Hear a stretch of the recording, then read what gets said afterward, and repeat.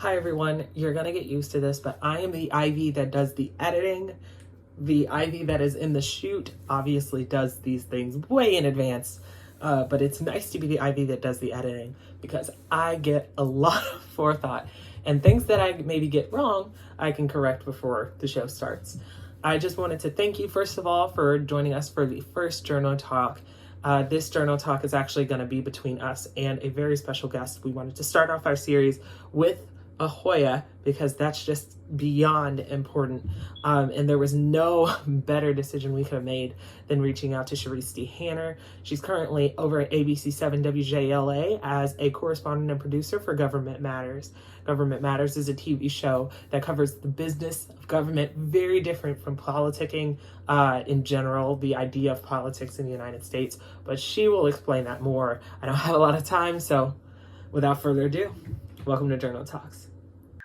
Tell me a little bit about what it looks like to work at ABC7. Obviously, Georgetown alumni, Georgia alumni. You got all the qualifications to talk about this. But tell me what you do at ABC7. So I work as, by title, producer and correspondent. But we all know in journalism you wear multiple hats. So I'm also an editor, a writer. So I work within booking, and so my average day, I can talk about pre-COVID and now during COVID. I work to book the show, so that entails about 15 to 20 guests a week, and that's leaders within defense, acquisitions, industry, government, and these are secretaries within federal agencies in Washington, D.C., in the greater Washington, D.C. area. And I also work to produce packages, front those packages, do voiceovers for those packages, and then small 2-minute packages. And now post-COVID, I work as a correspondent for the actual station. I do 2-minute promotions for the station. So that is within infomercials that you may see on ABC7 and 24/7 News. So my average day is nothing average about it. So I can be working within editing of the show, which is a 22-minute show, 30-minute with commercials, and then also boothing in the control room, to also doing live packages in the studio. So it's in front of the camera, behind the camera, editing, sometimes putting the camera on my shoulder, you name it, I'm doing it right now. Yes, all of that. I don't know why it is, but every time broadcasting starts up, every time you start broadcasting and as you work your way up, you just, it was a thing that happened at Saturday Night Live. They were like, you never make the head writer because this is a new job for them. They were already doing that job. You just gave them the title. Absolutely. No surprise. Absolutely. So tell me a little bit more about what a little bit of the government reporting looks like on Government Matters. Like what makes Government Matters different from other sources in this, in this political atmosphere? So the one thing about Government Matters is that people hear the title and they think we're going to be your mainstream government news or political news show. And that's what I always tell people, we don't touch politics. We are not a show about politics. You can't tune in tonight at 8 and 11 and hear anything about the election. You won't hear anything about Trump. You won't hear anything about Biden. And that's purely because it's not that the election isn't important or politics isn't important. Our show is about the business of government.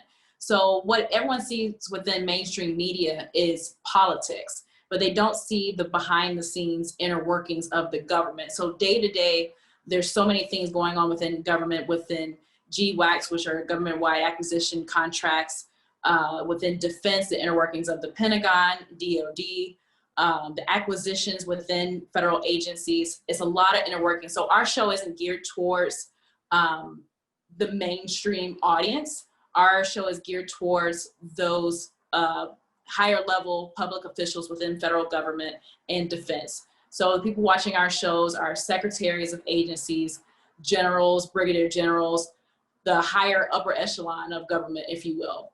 So when you watch our show, I would say it's highly cerebral. It's a lot of alphabet soup of a lot of acronyms. A lot of people don't know, and that's totally fine. There's some things I'm still learning after 3 years being within this space.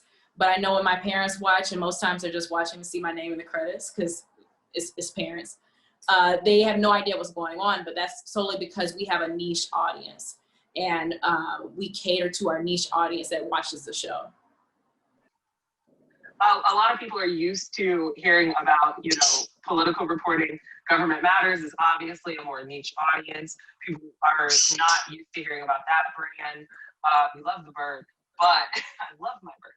Why does what does reporting specifically on the business of government look like? What does it look like to I guess, what does your job look like, where you're going, when you're corresponding, when you're putting together sources? What does that process look like for you?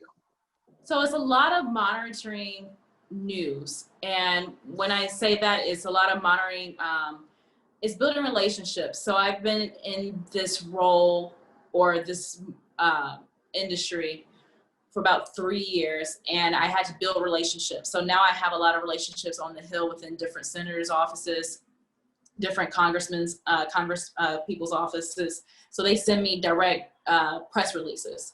So a normal day would be monitoring my email, monitoring those relationships, talking to those press secretaries on the Hill, finding out what's going on, what type of legislation is being introduced, what type of legislation might be being passed that's going to affect the federal workforce, which is our audience.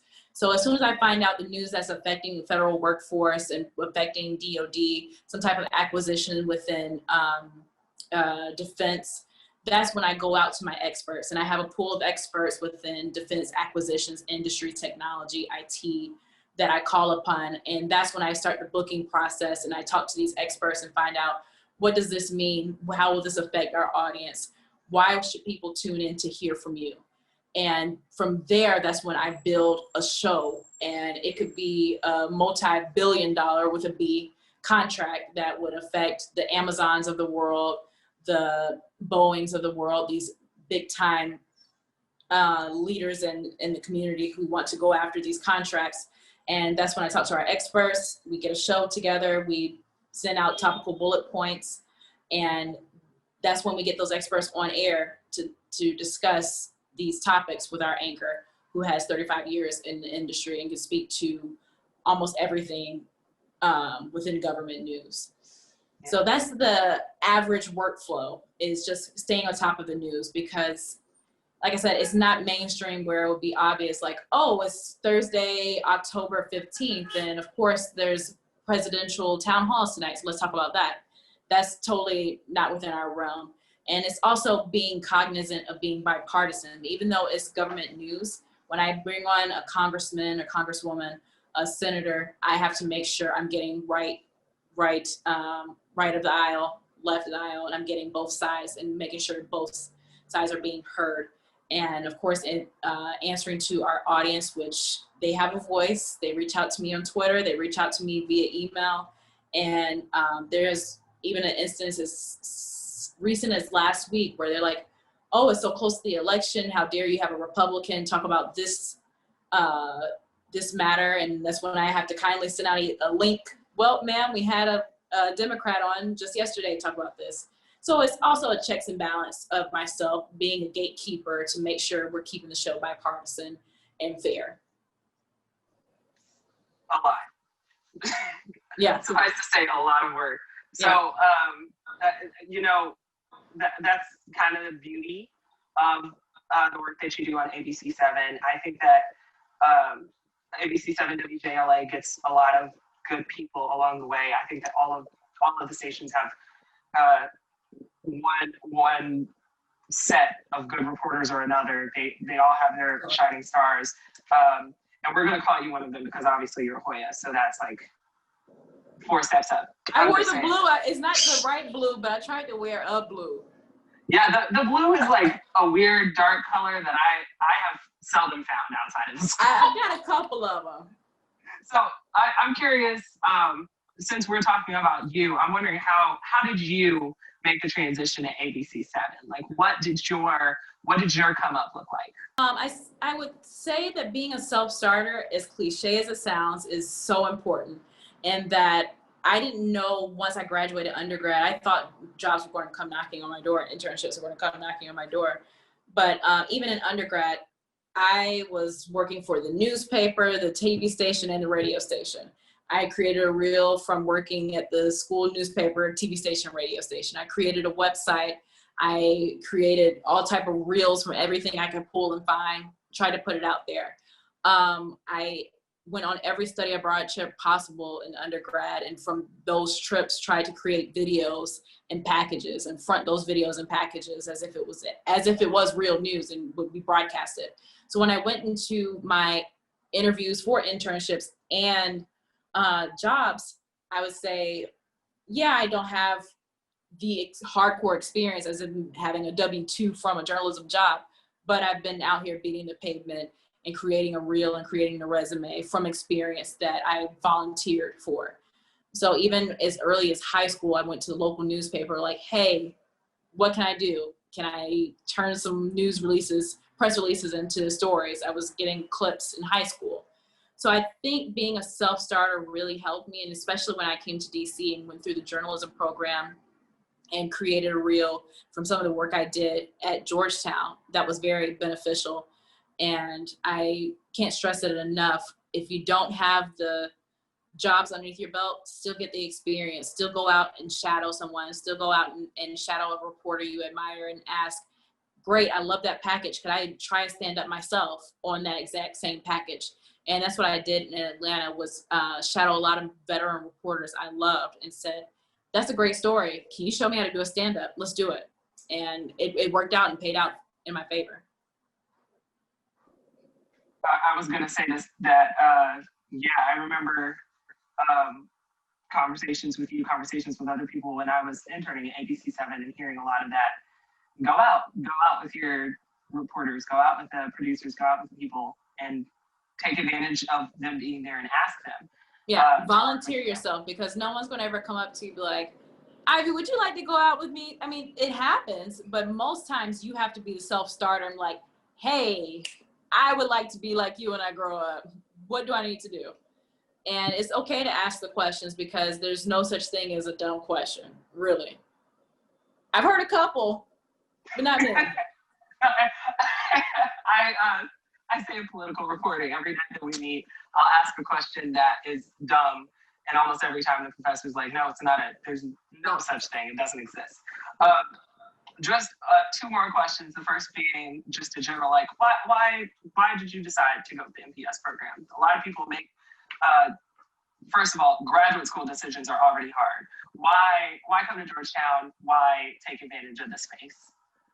So when I came out of undergrad, I had a degree in journalism. I had a few internships underneath my belt. I had the experience to study abroad. I was an overachiever undergrad student, but I didn't have any job offers. And the job offers I did have, I was too scared to go after them, or it was too much of a risk. For example, I got on camera MMJ offer in West Virginia for like 18 grand. I got a job offer in some small town in Texas, some small town in Mississippi, 20 something grand. And it wasn't necessarily the money, it was some of those stations weren't even digital yet, which is mind blowing. And I looked into some of these stations and they were reporting on missing hog from so-and-so's farm. I can't make this stuff up. I look back in hindsight and I said, you know what? I should have just taken the risk, took the MMJ jobs in Mississippi and worked myself up the ladder. So hindsight's 2020. I wish I would have done that. I didn't. What I ended up doing was being a personal assistant. I made decent money, but it wasn't my passion. It wasn't what I had my degree in. So one day I just woke up and I was like, you know what? I have to find a way to get back in my field. And it's kind of hard because I was like 2 or 3 years removed from undergrad and no one was going to hire me with personal assistant experience. And I worked at like a baby clothes store. I did retail jobs. I was just trying to make ends meet. So I figured at that time the best thing to do would be to further my education and make it from a reputable program, a reputable, recognizable school, such as Georgetown MPS program in journalism. Reached out to the program director and the rest is history. And that's what landed me my career now and landed me all this experience that now I can say I feel like a true journalist. So My last question is simple. People will watch things and they will pick through, and you gave a lot of great advice. What is the tip that floats to the top of your mind? The first thing that you say to an undergraduate or graduate student trying to say like they want to transition into a journalism job, they want to get that first interview. What is your top of mind tip? Be your own agent. Be your own representative. And what I mean by that is no one's going to sell you better than you. And to sell yourself, you have to create a representation of yourself, whether it's a video, whether it's print clips, whether it's a website, you have something to show for yourself. And I did that after so many mentors kept telling me, build the website, build the reel, build this, build that, build this, build that. And I finally did it. And I didn't think it was going to pay off. I thought, oh, this is so narcissistic, a charisdhanner.com. Oh, I'm not going to do this. Oh, so lame. But then when I got in my interview for my job, the first thing my executive producer said was, we really like charisdhanner.com. And I was like, and I was like, oh, well, thank you. And I actually need to keep working on charisdhanner.com right now. So I hope no one looks it up. It needs to be updated. It's been a busy year, guys. Been a little bit busy. But that's what I would tell people is to create something that's representative of you in journalism. Have a website that has clips, a tab for clips, a tab for your reel, a tab for your experience, your resume, so they can go all right there and see everything. Something that's a little bit different from just LinkedIn. Everyone has LinkedIn. Have a differentiator that makes you different so people will remember, Ivy has this. Wow, amazing. Have something that makes you stand out, because there's a ton of people in this field and a ton of people who are aspiring to be where you want to be. Have something that makes you different. And what makes you different is the extra hours that nobody else wants to work. Working on Friday nights when no one else wants to work, interning when everybody else wants to turn up. You have to be different. You have to make different moves. So that would be my biggest tip, is to move differently and be your own agent. I love that. And Charis, even though I know that you're absolutely on deadline as far as your website is concerned, I'm probably going to link it in the YouTube video just so people can see maybe. I don't know. Anything could happen. But thank you so much for the time and for touching base with me, and obviously for dealing with me literally commenting and liking all of your Instagram stories. Congratulations on the engagement. I know I'm saying this very publicly, but absolute congratulations. Thank you. The legendary Hoya, Charis Dhanner. I am so excited that we got to start off this series with you. Yeah. Thank you so much. I appreciate it.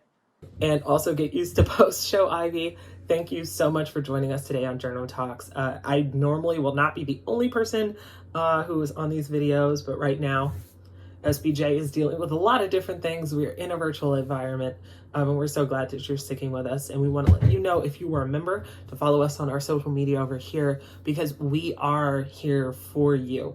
Everything that we're going to be doing, every series that we start, every moment that we push something out, it is for you and it is for your betterment, both professionally and just in a general health sense. Feel free to reach out to us at georgetownspj.com or just text us, call us. A lot of us know each other in this program and across the area, so we are always available and we're always ready. And of course, Hoya Saxa, SPJ.